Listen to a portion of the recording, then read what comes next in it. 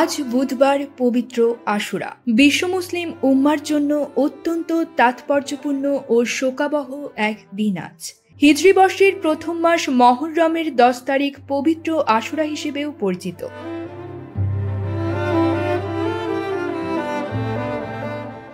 হিজরি 61 সালের 10 মহররম ফোরাত নদীর তীরে কারবালার প্রান্তরে বিশ্বনবী হযরত মুহাম্মদ সাল্লাল্লাহু আলাইহি ওয়াসাল্লামের দৌহিত্র হযরত ইমাম হুসাইন রাদিয়াল্লাহু আনহু সপরিবারে ইয়াজিদ বাহিনীর হাতে শাহাদাত বরণ করেন। ইসলামের ইতিহাসে এই মর্মন্তুদ বিয়োগান্তক ঘটনা ছাড়াও মহররম মাসের 10 তারিখ বিশ্বের মুসলমানদের জন্য অত্যন্ত তাৎপর্যপূর্ণ ও শোকাবহ একটি দিন। এজন্যই দিনটি গুরুত্ব সহকারে পালন করেন ধর্মপ্রাণ মুসলমানরা।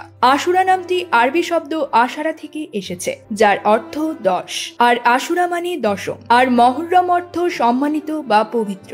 ইসলামী পরিভাষায় হিজরি বর্ষপঞ্জির প্রথম মাস মহররমের 10 তারিখকে আশুরা বলে। সৃষ্টির শুরু থেকে মহররমের 10 তারিখে অর্থাৎ পবিত্র আশুরার দিনে অনেক গুরুত্বপূর্ণ ঘটনা সংঘটিত হয়েছে। হিজরি 61 সনের এই দিনে ফোরাত নদীর তীরে কারবালার প্রান্তরে মহানবী হযরত মুহাম্মদ সাল্লাল্লাহু আলাইহি ওয়াসাল্লামের দৌহিত্র ইমাম হুসাইন রাদিয়াল্লাহু আনহু ও তার পরিবারের সদস্যরা শহীদ হয়েছিলেন। সত্য ও ন্যায় প্রতিষ্ঠার জন্য তাদের আত্মত্যাগ মানবতার ইতিহাসে সমুজ্জ্বল হয়ে আছে। বিশ্বের মুসলমানদের কাছে এই দিনটি একদিকে যেমন শোকের, তেমনি অন্যায় ও অত্যাচারের বিরুদ্ধে সোচ্চার হতে এবং সত্য ও সুন্দরের পথে চলতে প্রেরণা যোগায়।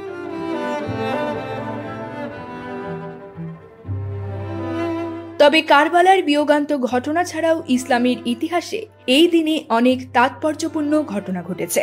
মুসলমানদের বিশ্বাস, হযরত মুসা আলাইহি ওয়াসাল্লাম ফেরাউনের জুলুম থেকে এই দিনে পরিত্রাণ লাভ করেছিলেন তার অনুসারীদের নিয়ে।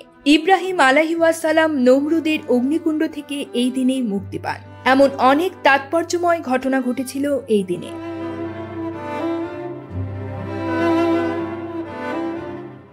মহান আল্লাহর রহমত ও ক্ষমা পাওয়ার আশায় ধর্মপ্রাণ মুসলমানরা নফল রোজা, নামাজ, দান খয়রাত ও জিকির আসকারের মধ্য দিয়ে এই দিনটি পালন করেন। News desk, focus TV.